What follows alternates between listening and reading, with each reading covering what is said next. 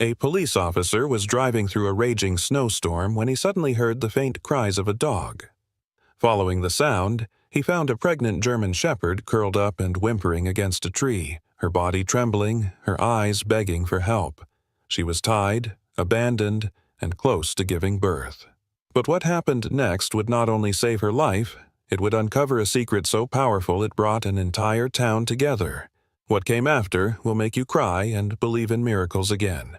Before we start, tell me where you're watching from. Drop your country in the comments below. And if you believe every animal deserves love and not loneliness, hit subscribe, because this story might just change the way you see the world. Blue Ridge, Colorado, winter. 2:17 a.m. The wind howled like a wounded animal, flinging snow sideways across the narrow mountain road. Visibility was down to inches. Officer Daniel Cross squinted through the windshield of his cruiser, wipers scraping in vain against the freezing sleet. The night was a white void, unrelenting, suffocating, alive with cold. Daniel, 36, was a tall, broad-shouldered man with a lean, athletic build worn down by sleepless nights. His brown hair, trimmed short under regulation code, had started showing early threads of gray at the temples, scars not of age, but of memory. His gray eyes were sharp but weary, the kind forged through years of seeing more pain than justice. Once hopeful, he had now become a man who spoke only when necessary, who carried silence like armor.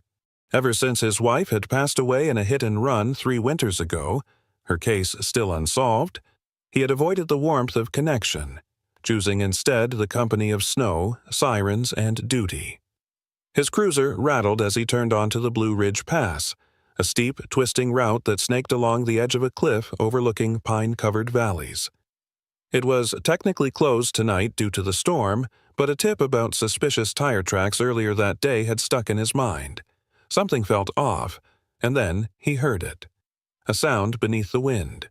Not the cry of a fox or the screech of tree limbs bowing under ice. This was softer, pained. He slowed the cruiser, rolled down the window a crack. The cold sliced in like a knife. There it was again, a low, aching whimper.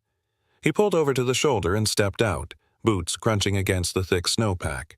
His flashlight cut a narrow tunnel of light through the blizzard. There, curled beside the base of a twisted pine tree, half buried in snow, was a German shepherd.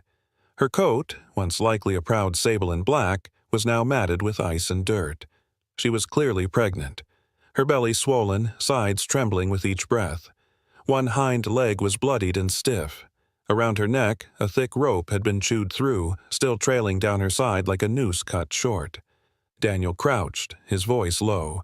"Hey, girl, you're not supposed to be here." The dog lifted her head just slightly.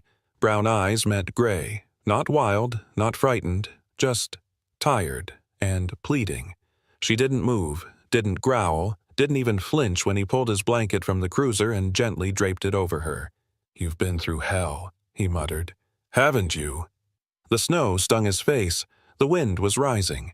If he left her here, she wouldn't survive the hour. Daniel glanced at the curve of the road. No other vehicle tracks, no houses for miles. "This wasn't an accident," he whispered. He scooped her up, gently, cradling her like a child. She was lighter than she should have been, bones too sharp under fur. She didn't resist, just let her head fall against his shoulder, eyes drifting closed. Daniel laid her in the back seat, heater blasting. She gave a soft, raspy sigh. He reached for the radio. Static, of course. The storm had knocked out reception. He started the cruiser, wheels spinning briefly before catching traction, and headed back down the mountain, toward the station, toward shelter. At the Blue Ridge Police substation, the windows flickered with emergency lights, but the building inside was dark. Backup generators hadn't kicked in. Inside, Deputy Claire Morgan stood near the operations board with a flashlight balanced on her shoulder. At 27, Claire was smart, stubborn, and still green enough to think the system could be saved.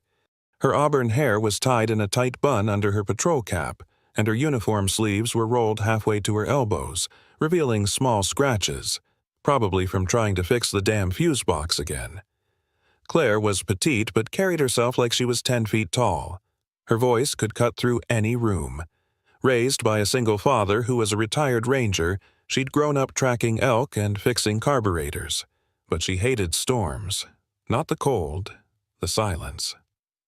Too many things could hide inside silence. She jumped when the station door slammed open, letting in a gust of snow and the figure of Daniel, hunched and holding something wrapped in a wool blanket. Jesus, what the hell? Claire rushed forward, lowering the flashlight. A dog, Daniel said, breathing hard. Pregnant. Bleeding. Left out there to die. Claire pulled the door shut behind them and helped him lay the dog onto a pile of spare blankets near the heater vent. Storm's getting worse, she muttered. Power's not coming back soon. She's not just any stray, Daniel said. There was a rope, chewed through, like she escaped. Claire paused.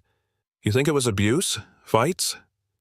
Daniel didn't answer immediately. He watched as the dog, now resting on her side, let out a weak, tremoring breath. Then he said, No. I think she was running from something. Later that night, as the wind battered the windows and the generator coughed once again into failure, Daniel sat cross-legged beside the dog, flashlight between his knees. He gently cleaned the wound on her leg with warm water and antiseptic. She flinched once, then relaxed. He could feel her ribs under his hands. Too sharp, too frail. Hope, he said softly. Claire looked up from across the room. Huh? I think I'll call her Hope. Claire smiled faintly. Fitting.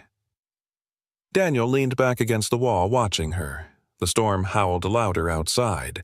He didn't know yet, but Hope wasn't just a dog left behind. She was the first thread in a knot of secrets still buried in the mountains. And tonight, with a storm clawing at the town and the power flickering like a dying breath, Hope had chosen him. The storm had not yet passed when Daniel turned off the main road and pulled into his gravel driveway. His cabin sat near the edge of Pine Hollow, nestled between evergreens crusted with snow. The house was modest, a single story with faded cedar siding and a tin roof that popped under the weight of falling ice. Lights flickered in the window, running on the backup generator he'd wired himself. It wasn't much, but it was his, the one thing that had felt like home since Emily died. In the back seat, the German Shepherd, now named Hope, stirred faintly beneath the layers of blankets. She hadn't made a sound since leaving the station, save for the occasional twitch of her ears or a weak shudder. Daniel had barely spoken either. The storm outside was quieter than the one still churning inside him. He carried her in carefully, easing open the front door with his foot and stepping into the warmth. The scent of pine wood and old books filled the air. A faded photo of Emily still hung above the fireplace, her smile forever frozen at the edge of memory. Daniel laid Hope on a thick towel beside the hearth where the fire crackled softly. Her eyes fluttered open and fixed on him, just for a second, then closed again. Her breathing was shallow. He picked up his phone, dialed a number he hadn't used in over a year. "Dr. Jennings?" came the groggy voice on the other end. "It's Cross," Daniel said. "I need you to come out. It's urgent." There was a pause. "Daniel, you okay?" "It's not for me. It's a dog. German Shepherd. Pregnant. Bad shape." Another pause, then a sigh. "I'll be there in 20. Dr. Ellen Jennings arrived 23 minutes later, wrapped in a long wool coat and red scarf that clashed with her worn vet bag. She was in her late 40s, with thick black glasses and a sharp, dry wit that often masked a deeply empathetic heart. The kind of woman who once ran an animal shelter single-handedly after a flood wiped out half the county's kennels. She knelt by the dog without a word, brushing snow from her fur and pressing her fingers along the belly. Her brow creased. "She's carrying," she murmured. "At least 5 pups, maybe 6. Can she make it?" Daniel asked, leaning on the doorway. "She's underweight, dehydrated. One leg is partially infected, and her pulse is slow." Ellen looked up. If she was left out much longer, she wouldn't have. "Can you help her?" I'll do what I can." Ellen opened her bag and got to work. Fluids, antibiotics, warm compresses. Daniel helped where he could, holding Hope still as the needle went in, brushing her ears when she flinched. It took over an hour, but eventually Hope's breathing began to steady. "She's not out of the woods," Ellen said finally, wiping her hands. "But you brought her in just in time." Daniel sat back, exhausted. "She's got a name now. Hope." Ellen gave a tired smile. Fitting. She glanced around the cabin, taking in the quiet, the faint scent of cedar, the folded quilt still on the couch. "You've been alone too long, Daniel." He didn't answer. Instead, he turned back to Hope. "She showed up for a reason. I don't think it's random." Ellen hesitated, then nodded slowly. "Some dogs, they find who they're meant to find, especially the broken ones." Before she left, Ellen handed him a small kit with instructions. "Call me if anything changes, and keep her warm." The storm had eased by morning. Snow still blanketed the mountains, but the wind had fallen silent, and the world outside looked softer, less threatening. Inside, Hope hadn't moved, but her breathing was steady now. Her ears occasionally flicked at the crackle of the fire. Daniel sat nearby, reading a worn copy of Old Yeller, not for entertainment, just to keep his mind still. A knock sounded on the door. Daniel opened it to find Mr. Walter Whitaker, his neighbor from 3 houses down, standing in a thick canvas jacket and trapper hat dusted with snow. Whitaker was in his early 70s, wiry and stooped, with the kind of wiry mustache that curled at the edges.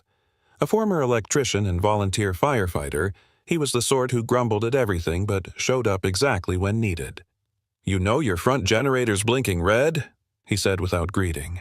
Daniel blinked. "Didn't notice." "Course you didn't. You got a dog in there." Whitaker stepped past him without waiting and made straight for the side panel outside. "Heard you were out late last night. Folks at the diner said you were seen up near the pass." "There was a dog," Daniel said, following. "Pregnant. Hurt. I brought her back." Whitaker grunted.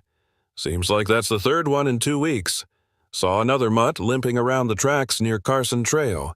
And Shelley behind the market said she found a collar buried behind her shed." Daniel stopped. "You're saying dogs are being dumped?" "Seems like more than coincidence," Whitaker muttered, squinting at the panel. "Got a flashlight?" He handed one over, and for the next 20 minutes the 2 men worked to reset the generator connection. It was small talk at first, snow loads, old fuse tricks, but Whitaker's voice lowered when he asked, "You think someone's doing it on purpose?" Daniel didn't answer right away, then, "I think Hope was running from something, and she led me back." Whitaker gave him a look, not skeptical, not mocking, just quiet understanding. Then maybe it's time someone started asking the right questions. By sunset, the cabin was quiet again. Daniel set out fresh water for Hope and crushed pills into soft food, placing the bowl beside her. She sniffed it weakly, then took a bite. It wasn't much, but it was the first step. He sat beside her again, hand resting lightly on her flank. "You made it here for a reason," he whispered. Hope lifted her head just slightly. Her nose nudged against his wrist, and Daniel, for the first time in months, smiled. Just a little.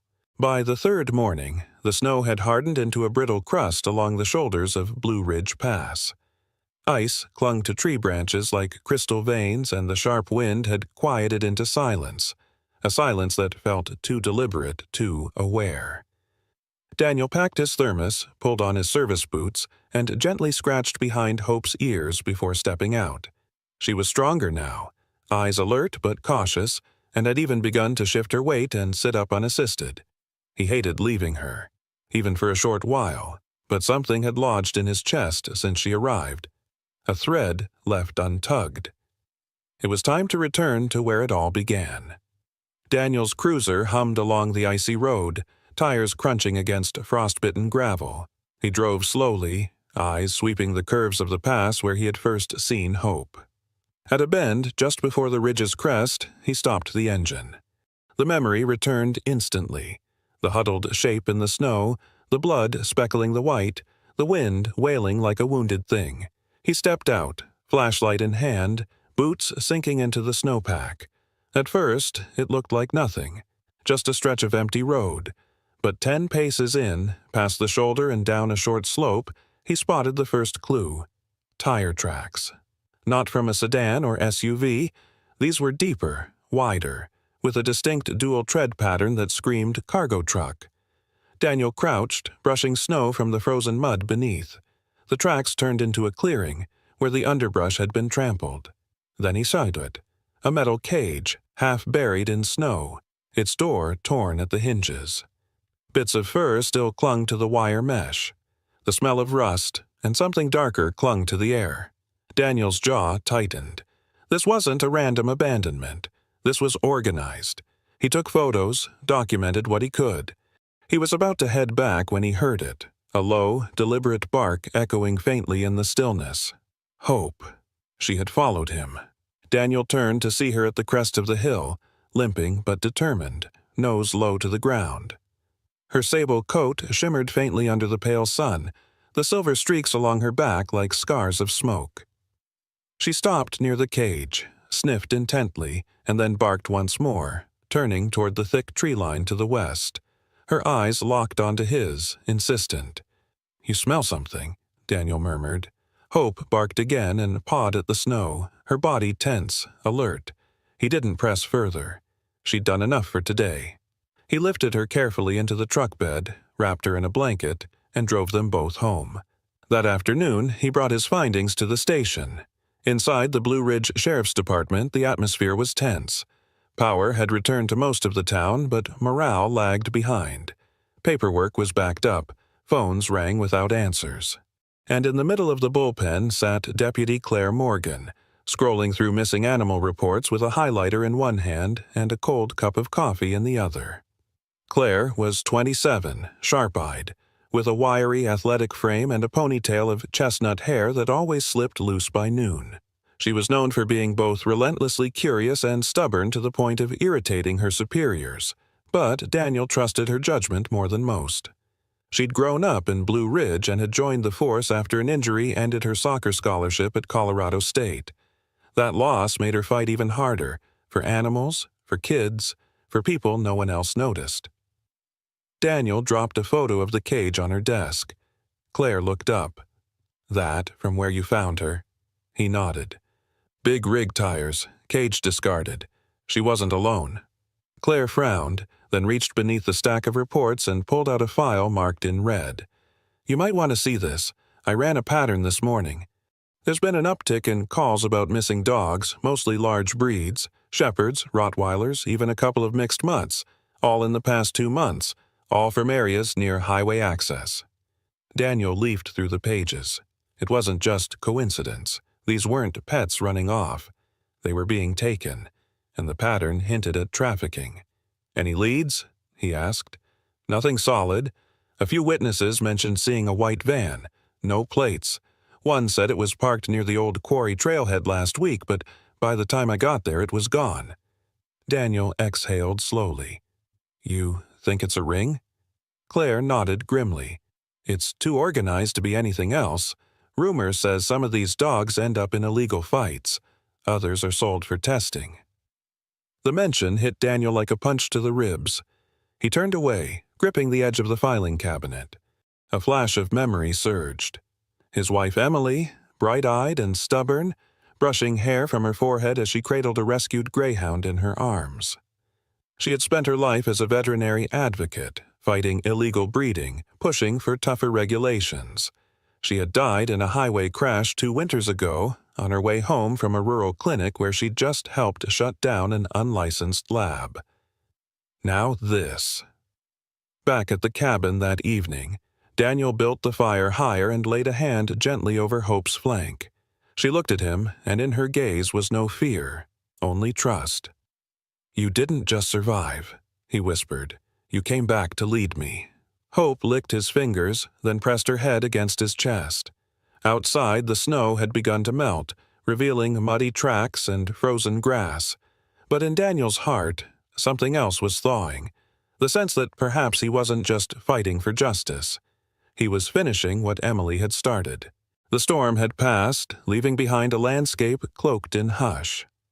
The snow, once windswept and savage, now lay blanketed across Blue Ridge like a sleeping beast, undisturbed and glittering beneath the pale light of a waning moon. At the edge of town, in the small timber cabin nestled near the tree line, Daniel Cross sat quietly on the floor beside Hope's bed. Hope's breathing had changed, no longer shallow from pain, but strained with purpose. Her eyes, golden and wide, darted to Daniel's face, then back to her belly, swollen and trembling with life. He leaned closer and whispered, "I'm here. We're going to get through this, girl." He had made the space as warm as possible. Old quilts covered the floor. A portable heater hummed in the corner. Next to him, Deputy Claire Morgan had her sleeves rolled up, a towel in one hand, a flashlight in the other. She'd come after her shift, saying simply, "Didn't think you should do this alone." Hope grunted, then let out a soft, low whine. Her back legs kicked. The first pup was coming. Claire, usually composed, looked visibly shaken. "She's so calm. I don't know how." "She's stronger than most people I know," Daniel said. The birth was a slow, sacred thing. One by one, the pups emerged, wet, wriggling, blind. Daniel placed them gently beside Hope, who licked each one with deliberate care. Her body shook with exhaustion, but her eyes never wavered. She knew what to do. Even in pain, even half-healed from her wounds, Hope protected and nourished. 5 lives brought into the world in the dead of night, surrounded by pine-scented silence, and a man who hadn't smiled in years now weeping quietly. They didn't speak for a long time after. Claire, seated beside the fire, cradled a pup in her palm, astonished by its size and warmth. Daniel simply watched Hope, who had curled herself around the puppies like a fortress of fur and breath. And then, a sound. A low growl. Hope stiffened, her ears perking despite her fatigue. Her nose twitched. She growled again, deeper this time, and turned her head toward the window. Daniel and Claire followed her gaze. Nothing. But Hope wouldn't settle. Then Daniel heard it, the faint crunch of snow underfoot. He stood up silently and moved toward the window, flicking off the porch light as he passed. His breath fogged the cold glass. At first he saw only trees, but then a shadow. It moved, then stopped. Human height. Watching. Daniel's hand slid instinctively to the grip of the pistol at his belt. Claire joined him, her voice low. "You see it?" He nodded. "Not clearly, but it's there." He opened the door and stepped outside. The cold sliced into him like a knife, but he kept moving. Snow muffled his boots. The yard stretched toward the woods, and in the half-light he saw faint impressions in the snow. Fresh prints, leading from the tree line to the cabin, then curving back. No vehicle. Whoever it was had come on foot. "Coward," Daniel muttered. He knew this kind of stalking wasn't random. It meant someone was keeping tabs, watching not just him, but Hope. Back inside, Hope was still growling, her body tense but curled protectively around her pups. Daniel knelt beside her and whispered reassurance. It took minutes for her breathing to ease. Later, as he poured coffee into mismatched mugs, there was a soft knock at the back door. It was Mr. Whitaker, Daniel's elderly neighbor, bundled in a wool coat and carrying a lantern. "Sorry to bother you this late, son," he said, voice roughened by age and smoke, "but I heard something out by the fence line. Figured I'd check on you." Daniel waved him inside. Mr. Whitaker was wiry and short, with a thick gray beard and a permanent squint that made him look perpetually suspicious of the world. He lived alone in a cabin 2 properties over and had once worked as a logger before his knees gave out. Despite his bluntness, he'd always had a soft spot for dogs and Daniel. The old man glanced at Hope and her pups, then gave a low whistle. "Well, I'll be—" "She made it." "She did," Daniel said, "but someone was outside earlier." Whitaker nodded slowly. "Saw a truck last night. Big one, didn't recognize it. No lights, no plates. Parked off the service road near the old ranger station. Stayed there for about 10 minutes, then backed out and drove off." Claire straightened. You didn't get a look at the driver? Too far, but I don't like how quiet they were. Daniel's jaw tightened. The pieces were coming together too fast. The cage, the missing dogs, Hope's escape. And now someone circling back. For her? Or for the evidence she might represent? He looked down at the puppies, all now asleep in a tight pile against their mother's belly. Hope opened her eyes and looked straight at him. She had survived abandonment, injury, and freezing cold to bring these lives into the world. And she was warning him. They weren't safe yet. The next morning broke gray and cold, the mountains cloaked in mist, the sun little more than a pale suggestion behind the clouds. Daniel stood by the porch, sipping lukewarm coffee from a tin mug, eyes scanning the tree line beyond his snow-laced fence. Hope lay nearby on a flannel blanket, her pups nestled against her belly, but she was restless, ears twitching, eyes fixed toward the north. She was listening for something, or remembering. Daniel noticed it immediately. A tension in her muscles, a low whimper every few minutes, the way her eyes kept flicking toward the woods. Something wasn't right. He bent down, scratching behind her ear. "You're trying to tell me something, aren't you?" Hope stood.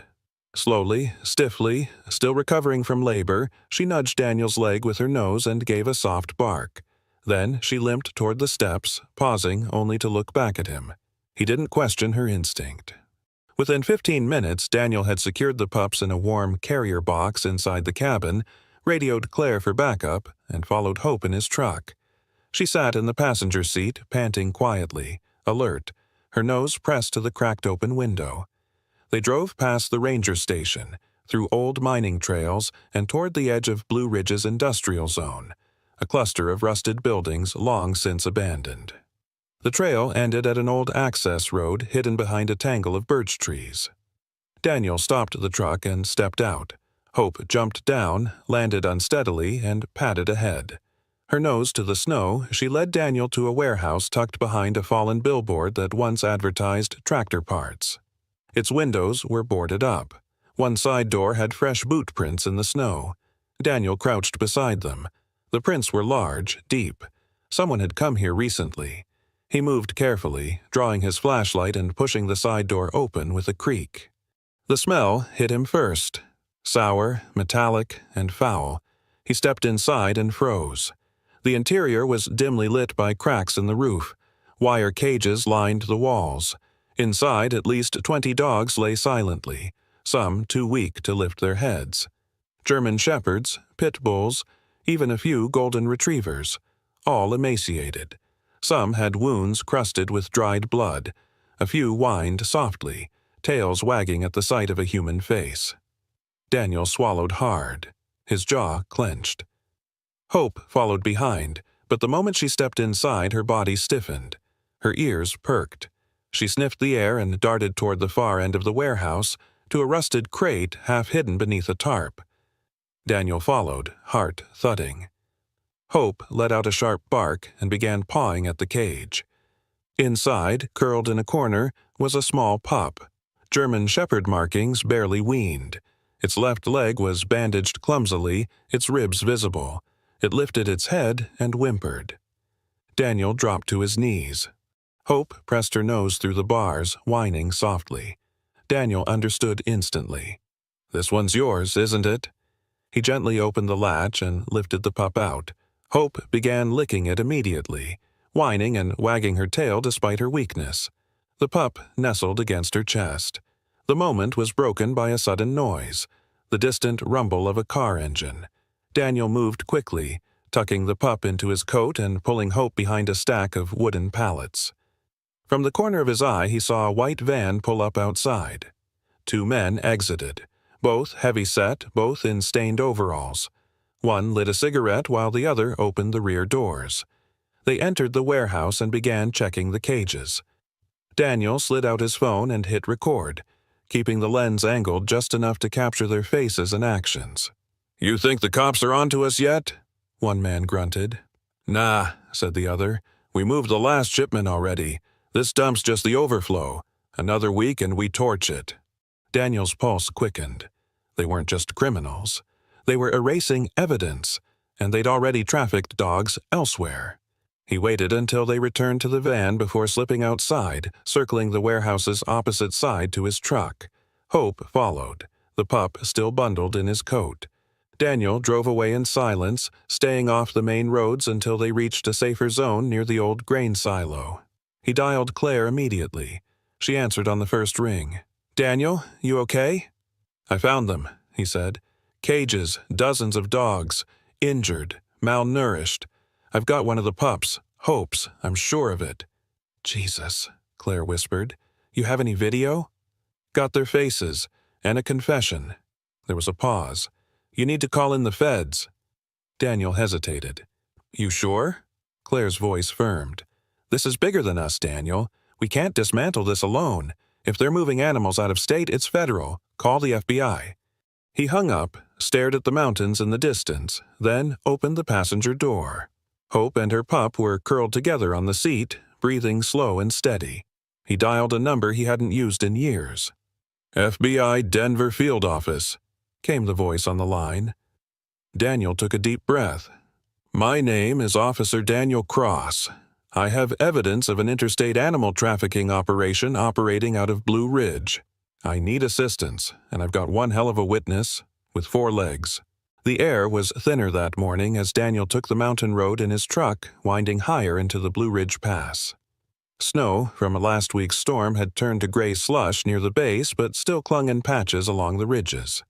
The clouds overhead were slate-colored, heavy with more to come, and the wind carried the bite of something ominous. Hope sat in the back seat, unusually alert, eyes scanning the tree line like a sentinel. They were on their way to meet a contact from the Denver FBI office, but Daniel chose a more remote path, wanting to keep his vehicle unseen for a while. He wasn't paranoid, at least he didn't think he was, but something had shifted ever since he'd discovered that warehouse. The 2 men he filmed were still out there, and if they knew he had footage... As the truck rounded a bend near a crumbling guardrail, Hope stiffened and gave a low growl. "What is it, girl?" Daniel murmured, slowing the truck. The road ahead looked clear. Then everything exploded in a blur. A pickup truck barreled from a hidden trail on the left, its front grille slamming into the side of Daniel's truck. Metal screamed. Daniel's head snapped sideways, vision flashing white. The force pushed his vehicle against the embankment, one tire lifting off the ground. He groaned and reached for his sidearm just as the door was yanked open. A man loomed over him, masked in a black ski mask, muscular arms clad in a torn brown jacket. He wasn't yelling, he was silent, focused, efficient. He swung a crowbar down toward Daniel's face. Daniel rolled just in time. The blow caught his shoulder. Pain flared, but he managed to raise his foot and kick the attacker back into the snow. The second figure appeared, a shorter, wiry man with pale eyes and a tattoo crawling up his neck. He lunged forward, fists clenched. But that was the moment Hope launched herself from the truck bed.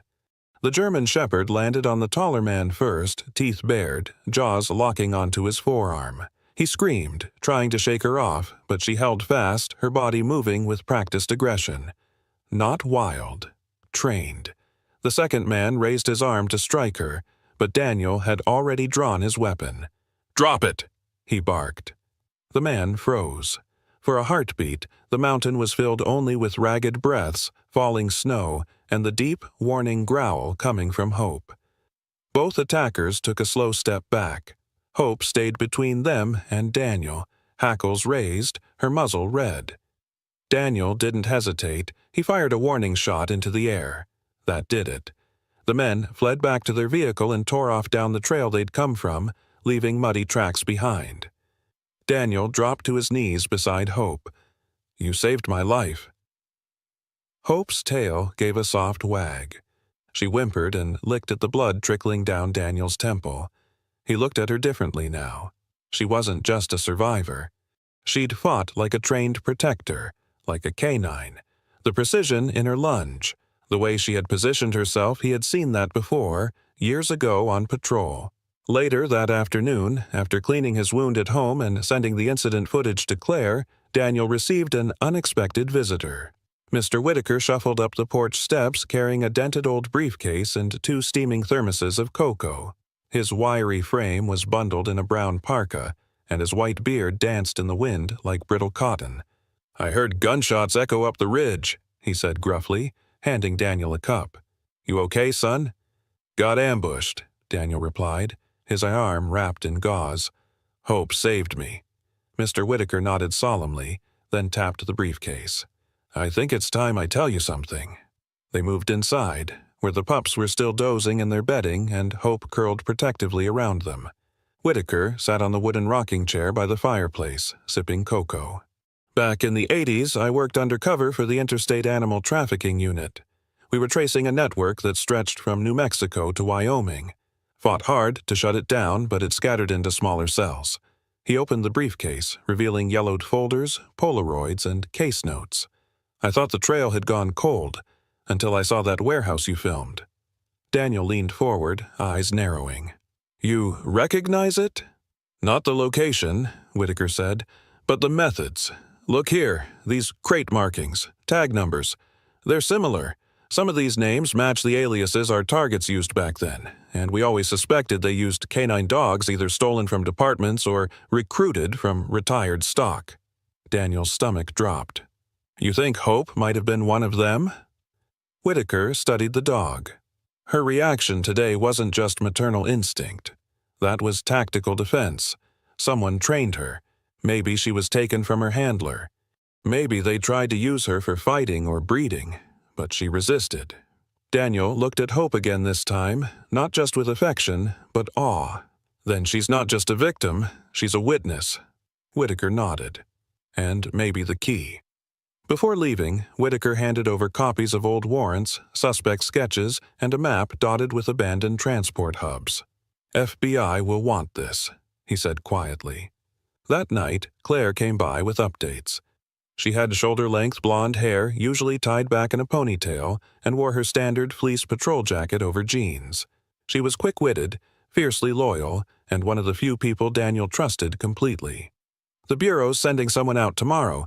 They saw your footage, said it's the break they've been waiting for." Daniel exhaled, relieved. Claire walked over to Hope and crouched, stroking her head gently. "You're something else, girl." Hope licked her hand and returned to her pups. As the fire cracked and the mountain wind howled outside, Daniel sat with the others and reviewed the files Whitaker had brought. Each page was another piece of the puzzle. Each document proof that the storm wasn't over, it was just circling back.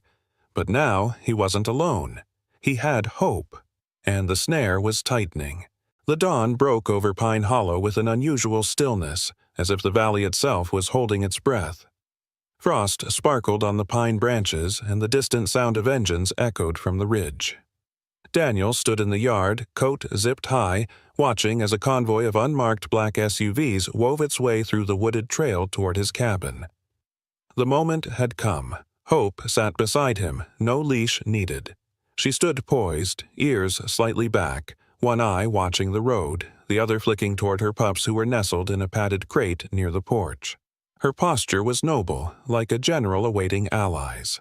The lead vehicle pulled up and outstepped Special Agent Mia Morales, a woman in her early 40s with olive skin, short-cropped dark hair, and a trench coat that moved with purpose. She was tall, sharp-eyed, and carried herself with the calm intensity of someone who had spent decades chasing monsters that lurked in daylight. Behind her, two younger agents flanked her silently. Agent Lopez, lanky and clean-shaven, and Agent Brody, stocky with a buzz cut and a faint southern drawl. "You're Daniel Hayes?" Morales extended her hand firmly. "I am," Daniel replied, shaking it. "And this must be Hope." Morales crouched slightly, letting the German Shepherd sniff her hand. Hope wagged her tail, once reserved but accepting. "We've heard a lot about you, girl." They moved quickly. The plan was to raid the abandoned warehouse before noon. Claire arrived in her patrol SUV, wearing tactical gear and her auburn ponytail tucked under a black cap. Her presence eased Daniel's nerves. Together, they reviewed the layout, entry points, and Whitaker's maps. The old man stayed back at the cabin, nursing arthritis and sorting through more documents, but his earlier intelligence had helped fill critical gaps. The warehouse wasn't just a holding site, it was a distribution hub. A junction in a much larger pipeline stretching across 4 states. Morales led the briefing. "We'll go in silent. No sirens. We want them unaware. Animal control units are on standby nearby. If what you say is true, there may be dozens of dogs inside." The operation began before the sun climbed over the mountain tops. The team moved like shadows. SUVs parked a quarter-mile out. Agents slipped through the trees. Daniel stayed with Claire, Hope beside them, her body tense with memory. She knew this place. She had smelled these walls, feared these footsteps. As they neared the warehouse, muffled sounds emerged. Metal clinks, low growls, human voices. The building was a patchwork of rusted tin and tarps, barely upright, but inside the horror was intact. Morales gave the signal. Doors burst open. Chaos erupted, but only for a moment. The handlers inside were too slow, too surprised. One tried to flee but was tackled by Agent Brody. Another shouted, but Claire shoved him to the ground, cuffs snapping into place. Dogs barked, whined, scrambled. Daniel and Hope entered last. The sight made his stomach twist. Cages, dozens of them. Some stacked, some broken. Inside, animals in varying states of trauma, eyes wide, ribs visible, fur matted. And, amidst them, the unmistakable presence of working dogs. German Shepherds, Belgian Malinois, even a Labrador with a scarred muzzle and faded police vest. Some wore rusted tags. Others bore chipped ears and surgical tattoos. Hope moved swiftly past the cages, sniffing. She stopped at one inside was a shepherd barely older than her, thin but regal. Their noses touched through the bars. A low, mournful whine echoed between them. Morales stepped forward. "We'll get them out. All of them." By sunset, the town buzzed with a mix of shock and triumph. News crews arrived. Claire gave a brief statement, flanked by Morales and Daniel. Hope stood beside them, her image captured by every lens.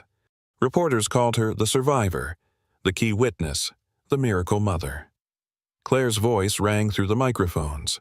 "Today's victory is thanks to the courage of one dog and the man who chose to listen to her story. Pine Hollow is no longer silent." In the following days, the town transformed. Volunteers gathered. A temporary shelter was built on the fairgrounds, a makeshift sanctuary filled with hay beds, heat lamps, and kindness. Children painted signs with phrases like "You are loved" and "Heroes have 4 legs." Daniel and Claire worked side by side organizing food drives and medication drop-offs. Claire's ability to coordinate under pressure, her sharp tongue balanced with fierce empathy, won her the affection of both townsfolk and the FBI. She and Daniel shared quiet looks, now some smiles over coffee, lingering hands when brushing past crates. Something deeper was growing, though neither spoke of it yet. Hope and her pups were given a special enclosure near the shelter's entrance. People lined up just to see her. Children drew pictures of her with capes and medals.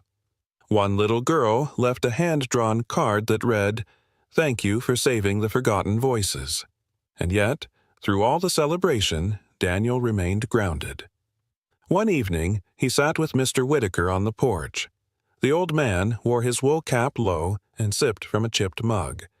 "You did good, son," Whitaker said, tapping his cane. "This town's been hollow for a long time. You filled something we forgot was even missing." Daniel looked at Hope sleeping beside her pups. "I didn't fill it. She did." Whitaker nodded. "Sometimes it takes a soul that's suffered to awaken others." Later that night, Daniel knelt beside Hope and whispered, "They finally see you now. You brought light into a place that forgot how to hope." Hope opened one eye and gave a quiet sigh. Her pups nestled against her belly, safe. The past would never be erased, but it no longer had the final word. The town of Pine Hollow had begun to heal, and it all started with a mother who refused to be silent.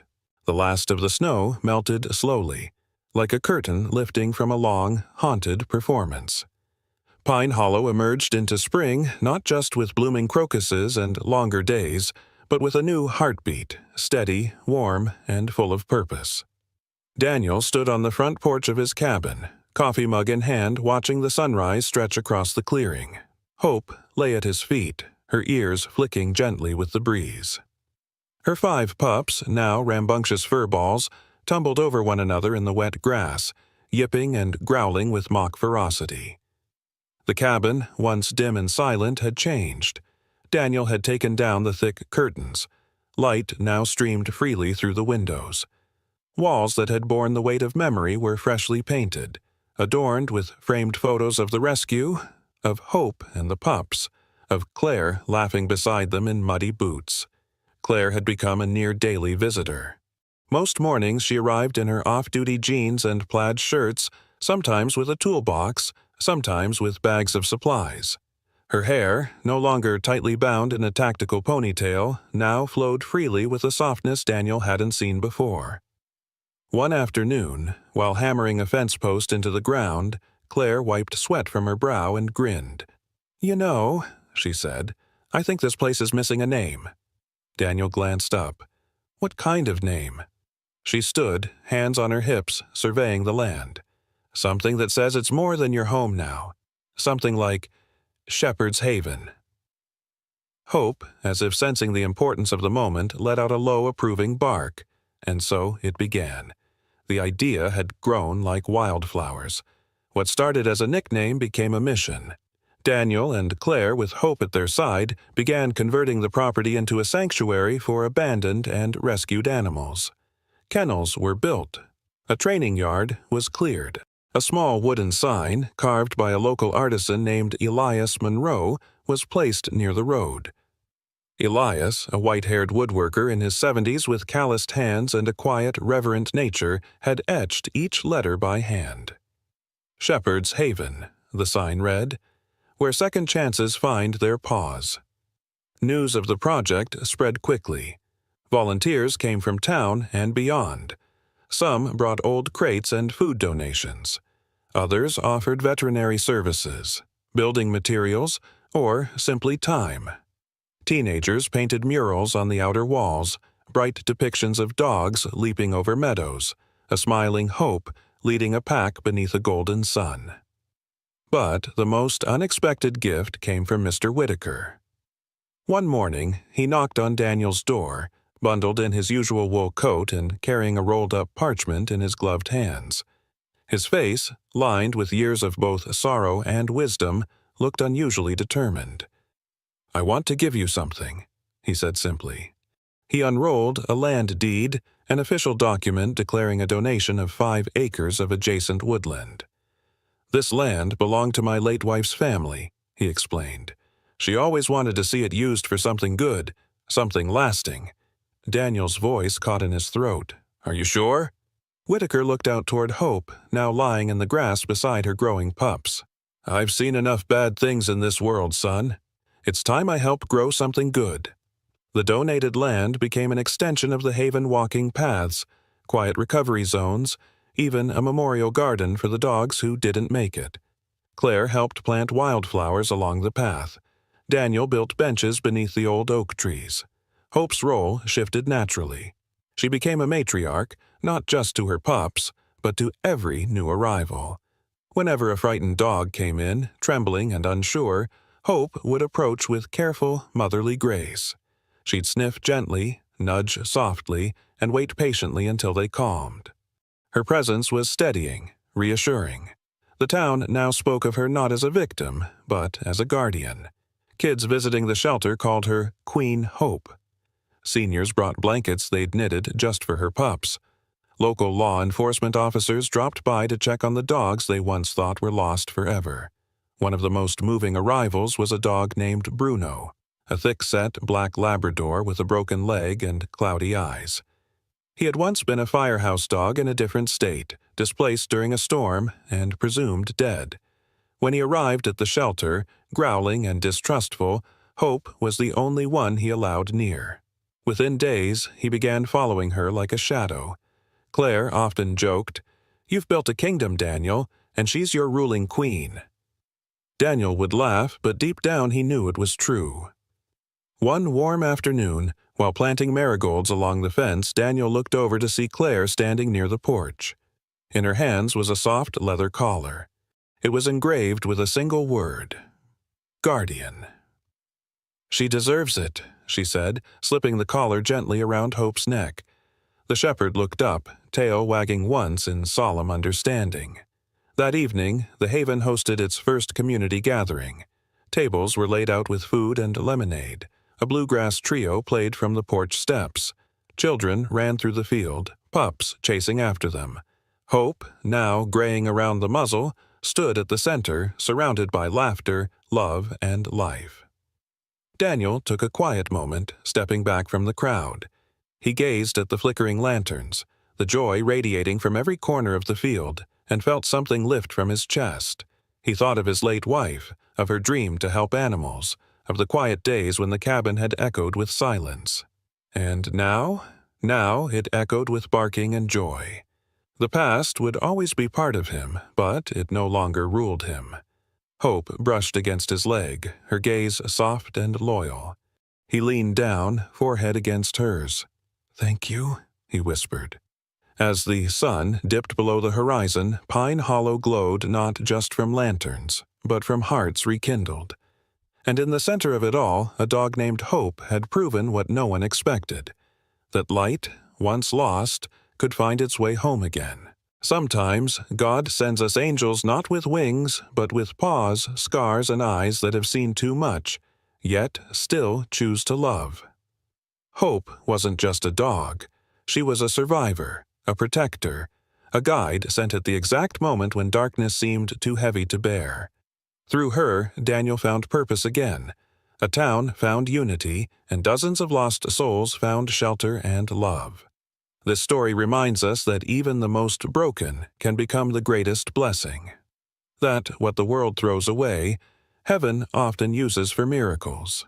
In your life, you may feel abandoned, forgotten, or wounded, but just like Hope, your scars might become someone else's salvation.